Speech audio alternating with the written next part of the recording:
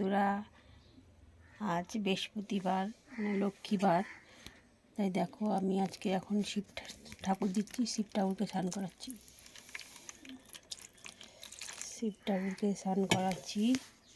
তারপরে মা লক্ষ্মীকে স্নান করাবো। এই যে মা লক্ষ্মী, তারপরে আমার গোপুকে স্নান করাবো। তোমরা দেখতে থাকো আমার গোপু সোনাকে। এখন শিব ঠাকুরকে স্নান করিয়ে দেখো মুছিয়ে ওকে উঠাচ্ছি। প্রচণ্ড ঠান্ডা, ওকে এখন একটা কিছু গায়ে দিয়ে দেবো। হ্যাঁ, ঠান্ডা তো, ওকে গায়ে দিয়ে দিলাম।